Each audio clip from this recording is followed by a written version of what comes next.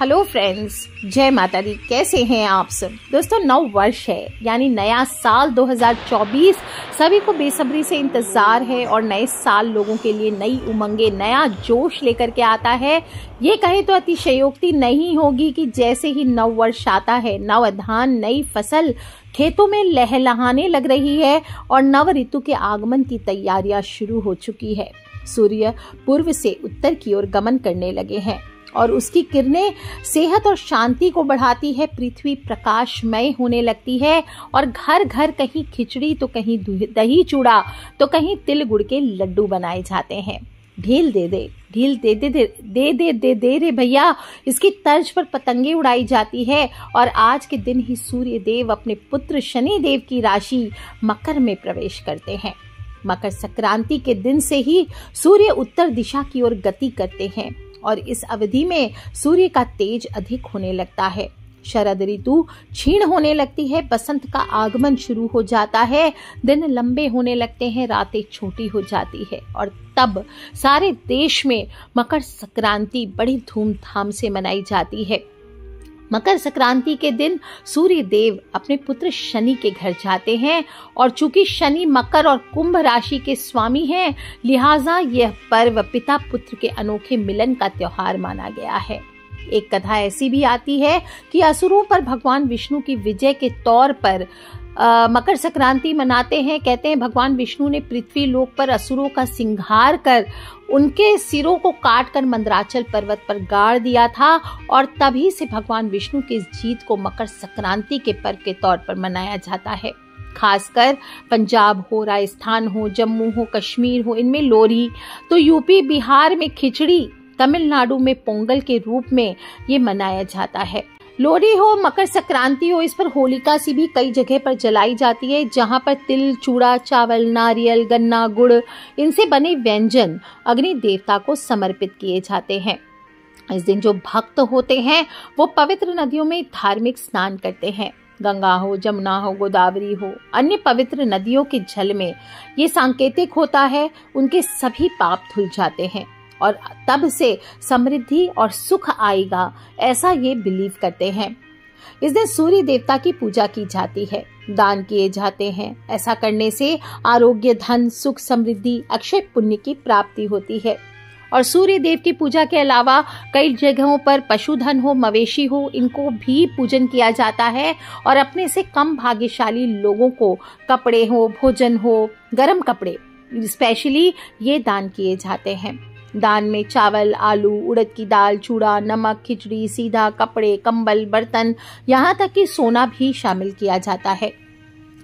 कहते हैं कि यदि किसी की मृत्यु मकर संक्रांति के दिन हो जाए तो उसका पुनर्जन्म नहीं होता और वे स्वर्ग को जाते हैं और ब्रह्म को प्राप्त करते हैं। महाभारत काल के दौरान भीष्म पितामह, जिन्हें इच्छा मृत्यु का वरदान था, उन्होंने भी मकर संक्रांति के दिन ही अपना शरीर त्याग किया था। वैसे तो साल में कुल 12 संक्रांतियां आती है, मगर इनमें मकर संक्रांति को सर्वोपरि माना गया है क्योंकि सूर्य उत्तरायण होता है, उत्तर से आता है और 6 महीने की जो अवधि होती है शीतकालीन संक्रांति होती है। इसके बाद देखो, जो उत्तरायण जब होता है तो ये देवताओं का दिन माना जाता है और जब दक्षिणायन होते हैं सूर्य तो ये देवताओं की रात्रि मानी गई है, यानी देवताओं की दिन की शुरुआत हो जाती है। और ये हर 12 साल में मकर संक्रांति के दिन ही कुंभ के मेले का आयोजन भी होता है। यूजुअली देखा जाए तो हर साल 14 जनवरी को ही मनाई जाती है मकर संक्रांति, पर पिछले कुछ वर्षों से समय का भेद हो रहा है और 2024 में भी ऐसा ही कुछ है। आपको 14 जनवरी की बजाय 15 जनवरी को मकर संक्रांति का त्योहार मनाना है। तो 2024 में 15 जनवरी को मकर संक्रांति मनाई जाएगी और वो जो क्षण होगा संक्रांति का वो सुबह 2:54 का रहने वाला है। पुण्यकाल मुहूर्त सुबह 7:15 से शाम को 5:46 15 जनवरी को, यानी 10 घंटे 31 मिनट का मुहूर्त है। और महापुण्यकाल सुबह 7:15 बजे से लेकर के 9 बजे तक रहेगा 15 जनवरी को ही, 1 घंटा 45 मिनट का। तो जो स्नान करना चाहते हैं दान करना चाहते हैं इस मुहूर्त में कीजिए, मिनस्कर बहुत जबरदस्त रहने वाला है। बाकी के शुभ मुहूर्त भी आप यूज कर सकते हैं, अभिजीत मुहूर्त हो, विजय मुहूर्त हो, गोधूली हो, रवि योग हो। जी हाँ दोस्तों, इस बार रवि योग भी है और रवि योग सुबह 7:15 से सुबह 8:07 तक है।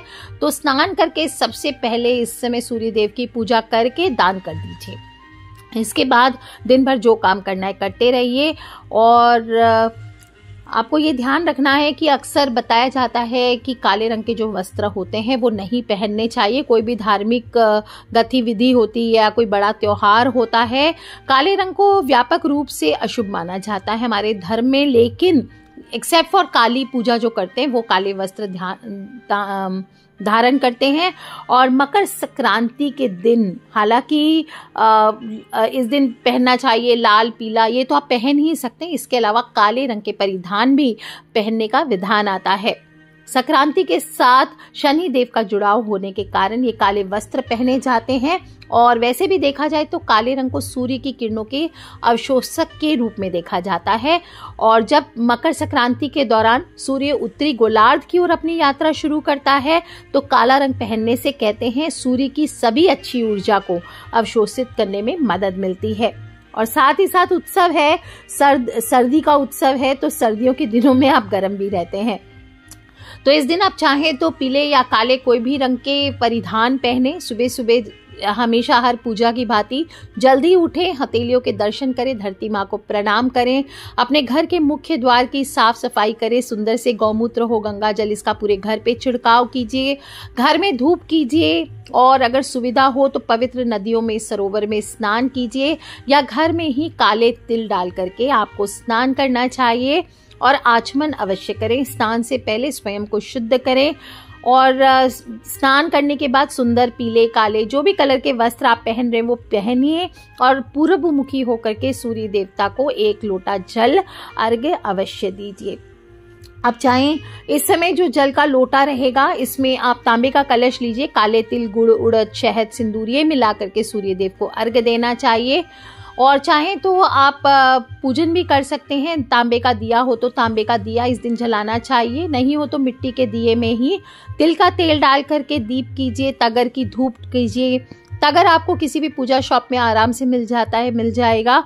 रोली, कुमकुम, अशोक के पत्ते, लाल पुष्प ये आपको चढ़ाने चाहिए। इस समय आपको ओम सूर्याय नमः, ओम आदित्याय नमः, ओम भास्कराय नमः, ओम भूर्भुवः स्वः तत्सवितुर्वरेण्यं भर्गो देवस्य धीमहि धियो यो न प्रचोदयात् इन मंत्रों का जप करना चाहिए। इसके बाद अंजलि में थोड़े से काले तिल ले लीजिए और बहती जलधारा में अपने पितृ के निमित्त इनको प्रवाहित करें। बोले ओम सर्वेभ्यो पितृभ्यो नमो नमः ये बोलते हुए आपको प्रवाहित करना चाहिए। सूर्य देव की पूजा के समय आप चाहें तो सूर्य चालीसा का पाठ कर सकते हैं। भोग लगाना चाहते हैं तो रेवड़ियों का भोग लगाइए और स्तुति कीजिए उनकी। कनक बदन कुंडल मकर मुक्ता माला अंग पद्मासन स्थित ध्याइये शंख चक्र के संग जय सविता जय जयति दिवाकर सहस्त्रांशु सप्ताश्व तिमिरहर। इस तरह से आप सूर्य देव की स्तुति करते हुए आप सूर्य चालीसा का पाठ कर सकते हैं, आदित्य हृदय स्तोत्र का पाठ कर सकते हैं। और माला जपना चाहते हैं तो बहुत ही खूबसूरत मंत्र बता रही हूँ, रिम रवये कालाय नमः। क्या बोलेंगे? रिम रवये कालाय नमः। इस विशेष मंत्र का आप अगर आपके पास अभिमंत्रित माला है कोई भी स्फटिक की, मूंगा की, रुद्राक्ष की, उससे नहीं तो जो भी माला है उससे आप एक माला का जप अवश्य कीजिए। अंत में आरती करके सूर्य देव से सुख शांति और धन वृद्धि की कामना कीजिए। पूजा समाप्त होने के बाद आर्थिक स्थिति के अनुरूप जो भी आपकी अलाउ करे पॉकेट उसके अनुरूप दान अवश्य कीजिए। जो रेवड़ियां आपने चढ़ाई थी सूर्य देव पर वो आपको गरीबों में बांट देनी चाहिए। ऊनी कपड़े, कंबल, तिल, गुड़ जो भी आपने गुड़ से चीजें बनाई है, खिचड़ी हुआ, चूड़ा हुआ, जो आप दान करना चाहे वो दान कीजिए। इससे सूर्य देव और शनि देव की कृपा अवश्य प्राप्त होती है। और इस दिन काली गौ माता को हरी हरी घास भी जरूर खिलानी चाहिए। और सिर्फ दान नहीं करना है, इस दिन आपको स्वयं को भी तिलों का और गुड़ का सेवन परिवार सहित करना चाहिए। गजक आदि बना सकते हैं।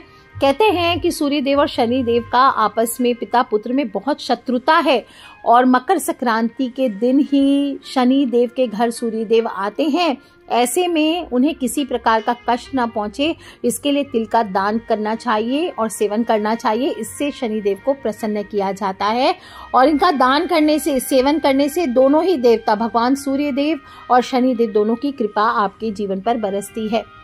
दान में बहुत जगह 14 की मात्रा में चीजें दान की जाती है। आपके यहाँ जो दान किया जाता है वो आप कर सकते हैं।